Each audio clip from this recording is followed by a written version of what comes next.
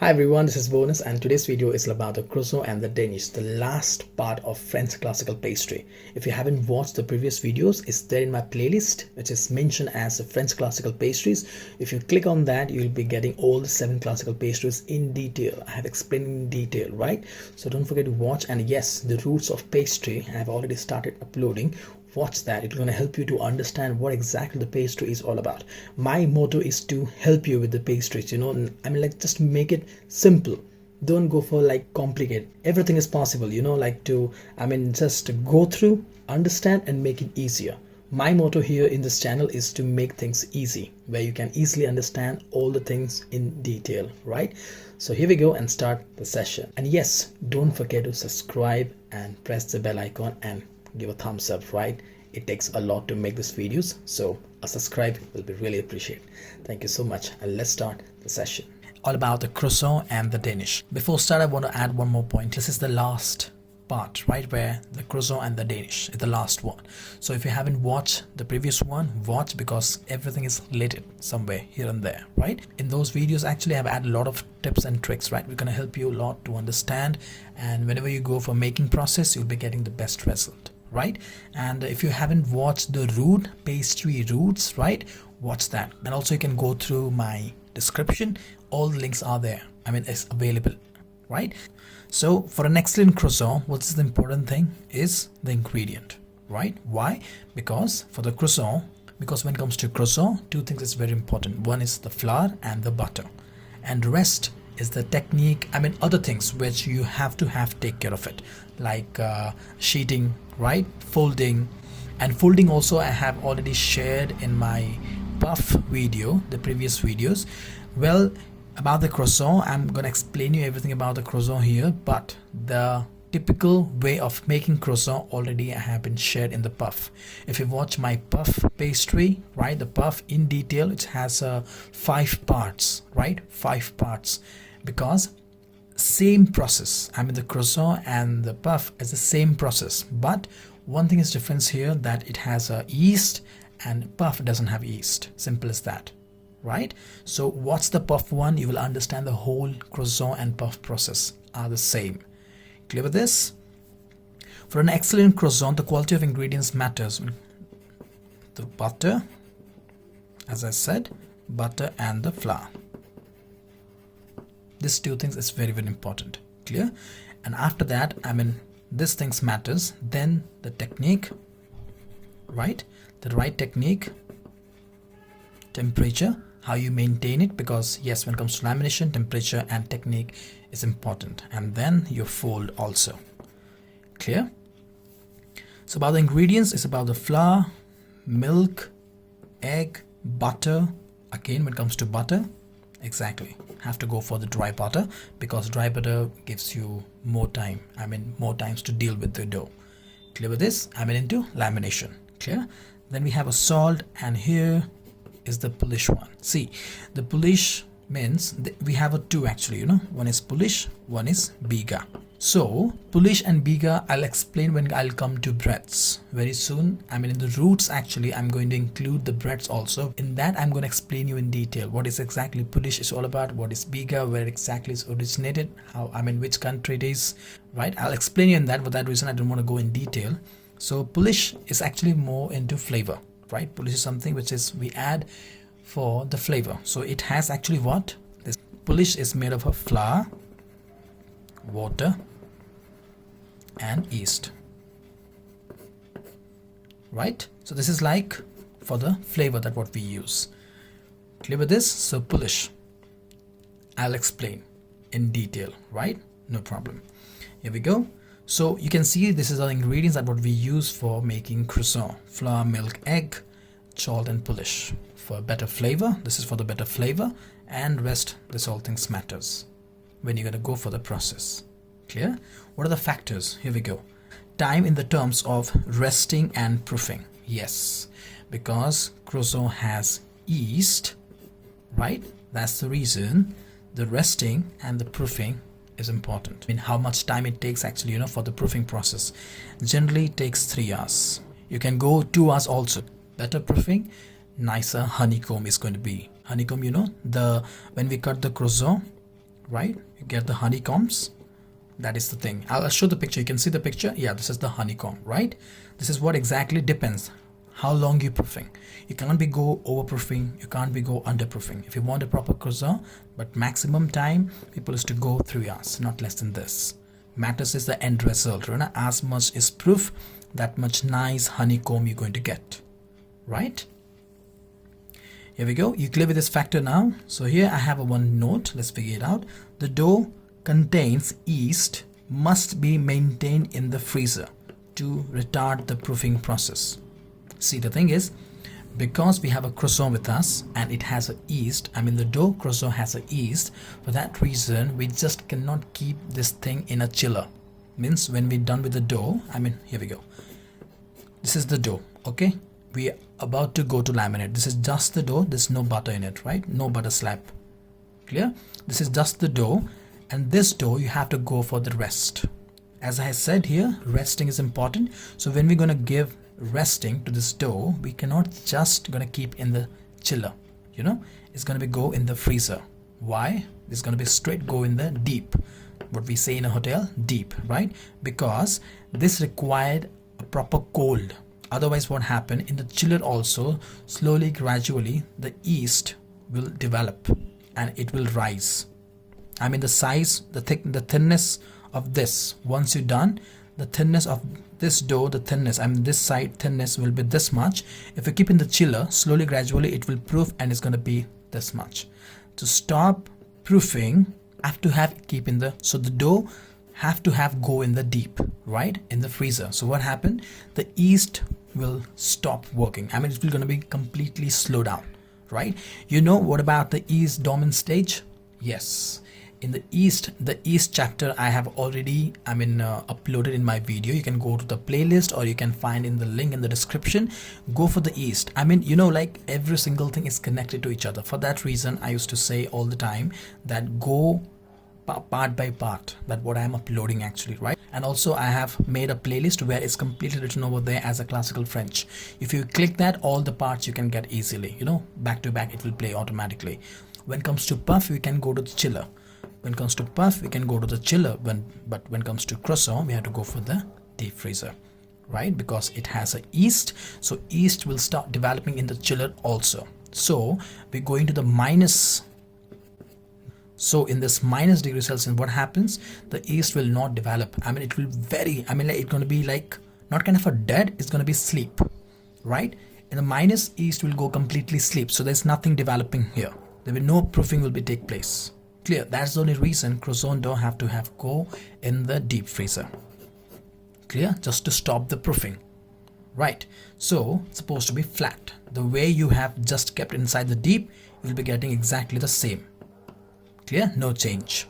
And after that, when you're going to work with the dough, you have to be keep outside for some time. Not outside means your environment temperature.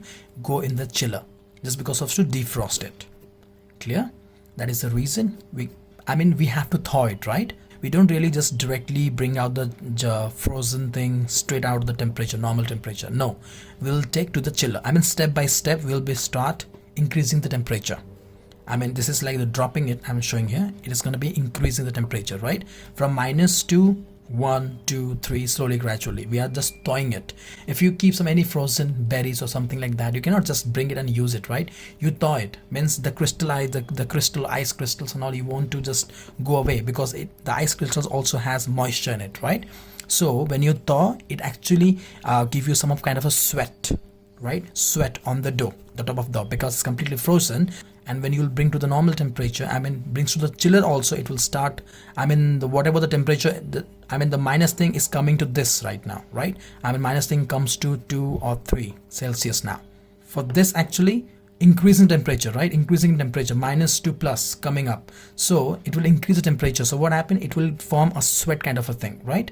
Condensation, that's what we say. So in the croissant time, actually what happened here is the main technique, that how you're going to thaw it and how long you're going to thaw it, because the butter and the dough equal temperature. You know, you go to the puff, I have already explained every single thing detailed, right? This same thing what I'm explaining right now. The dough and the butter supposed to be in equal temperature when you're going to go for sheeting, so it won't really create any problem. It will go, I mean, nicely you can do it, right, without having any problem with this. So -2 plus, condensation will happen, water droplets for sure gonna come, because the ice crystal which has been firm on the top a little bit. But yeah, make sure that before you keep this dough have to be completely wrap with the plastic or cling film, whatever you use, completely wrap. So wrap it. When you bring it to this one, it will take time. Yes, 1.5 hours, 2 hours sometime, depends on how frozen it was actually, if it like keep it, I mean, if you have this dough from a very long time, then it's going to be a problem, right? Then it will take a longer time actually to defrost. Clear? So this to this plus, so what happened? Increasing in temperature, right? Condensation will happen. Just take a tissue, wipe it up. I mean, just tap it up, right? It will take the all moisture out, because we don't really want any moisture in it, because when you're rolling in the machine, it will start sticking to the machine, and then what you have to do is applying a little bit of flour on the top, right? Just dusting some of your flour. But we don't want actually to extra flours to be introduced with this. When we're making croissant, we don't actually want extra flours to add in this process. As much less flour you can use is the better one, right? Because you're adding the extra flour and rolling up, so what happened is actually reducing the moisture level and adding more flour. I mean, slowly gradually is increasing in flour quantity. We are adding more, so what disturbing? We are disturbing here the milk, the egg. I mean, every single thing is disturbing, right? Because we are increasing this one. Don't do that. That's the reason we always keep a brush to dust it, to take the all excess flour. I mean, little bit of flour is totally okay, but try to avoid as much of flour. Let me explain you this thing in a very simple way, that why we keep the dough, means the croissant dough, in the freezer. And then the second thing I'm going to explain you here, that why the dough go to the freezer, then the chiller, then the working temperature. I mean, when it comes to the thawing process, why we go to the freezer, then the chiller, then the environment process, means to the environment working area, right? Let me explain you here. First of all, I have already mentioned that the croissant has a yeast, means the croissant dough has a yeast. When it comes to puff, it doesn't have an yeast, right? So the croissant has a yeast. So what happened? Yeast has a dormant stage, right? So what happened when it comes to less than 2 degrees Celsius, means above 2, there the yeast go for the sleeping process. And why we want the yeast to sleep? Because we want to give rest to the dough, because once you're done kneading, we want our dough to go for a rest. But if it is in chiller, the yeast will start developing CO2, right? Slowly, gradually. So that means what? The gluten is into the exercise form. So here the gluten will expand, because we're keeping in the chiller, because the yeast is not in the sleeping mode. So if we come into the freezer, so what happened? There will be no exercise of gluten there. That means no CO2 formation, means the yeast went to sleep. So there at least we can give a nice rest to the dough. That's what exactly we wanted. And that is the only reason that why we keep the croissant dough in the freezer. Simple as that, right? Because we don't want any CO2 formation, because we want to rest the dough. That means rest to the gluten. Simple as that. You clear now? Now here I'm going to explain you about the process, means freezer to chiller, chiller to the working temperature. Why? Here we go. Let me show you an example. For example, just think that this is a dough. I mean, this is the thickness of the dough, right? If you, I mean, it depends that how long you've been keeping this dough in the freezer, right?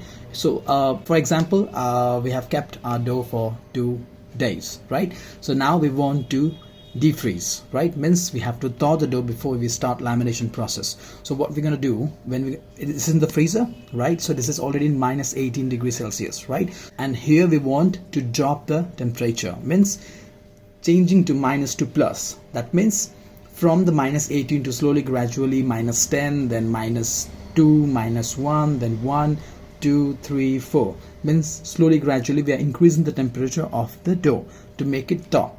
Clear with this? So if you're going to bring the dough directly from the frozen to outside working temperature, what will happen? See, this thick is the dough, right? So this portion, the outer one and the bottom one, will be contact with the environment temperature. So what will happen at the end? You will see the skin of this, both up and down, start soften. But When it comes to the middle part, means this much thick, right? So slowly, gradually, the air is contacting the surface of the bottom and top.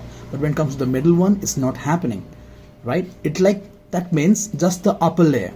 It's like thawing, but not from the inside. So what happened when you will go for the sheeting or you go for the lamination process is gonna be give you a lot of trouble, because the middle part is still not thaw, but the upper part and the bottom part, means the surface area which is exposed to the air, environment air, right, that will got soft.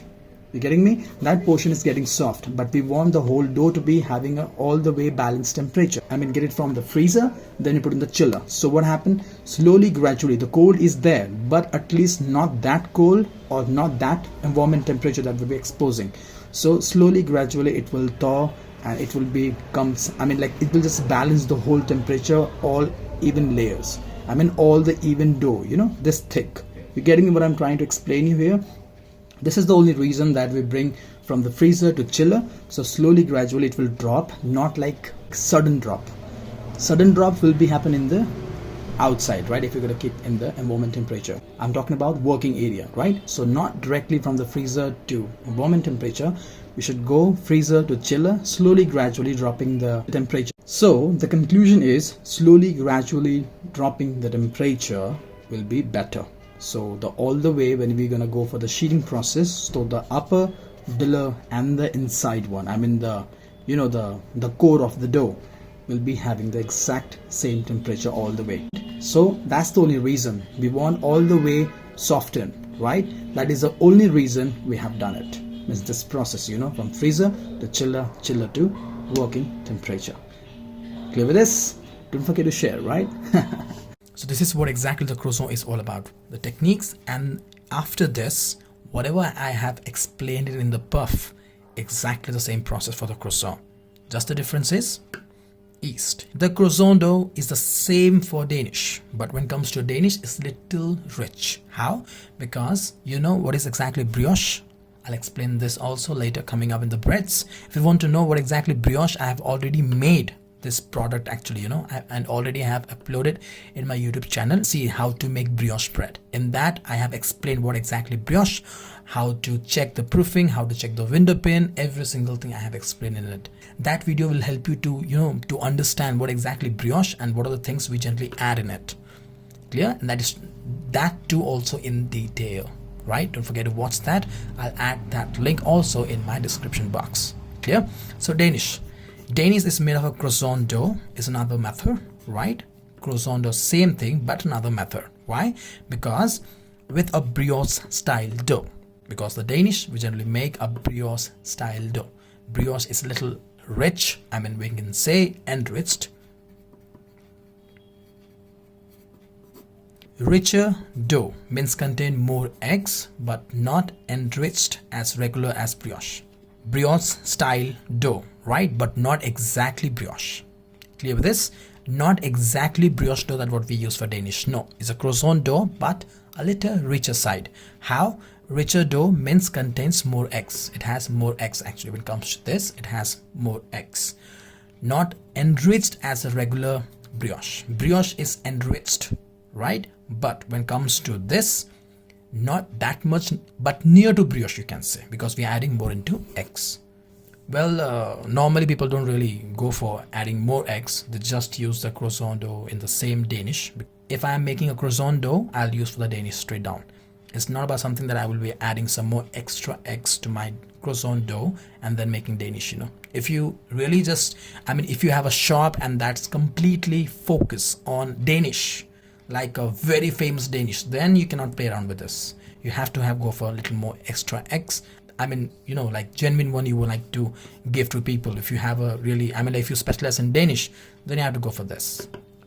The particular dough, brioche style. The particular dough is a brioche style, as also refers as a flaky brioche. Clear with this? Just because of a little richness, because of extra adding eggs. But when it comes to this dough, the Danish dough, we generally say like a flaky brioche. You guys clear now? The whole process is there in the puff, right? 80% I have already explained in the puff one video. Don't forget to watch. The links are there in the description, right? Hope you guys clear with this croissant and the Danish. right? I'll see you in the next informative video. Till then, classical French pastries. Bye bye.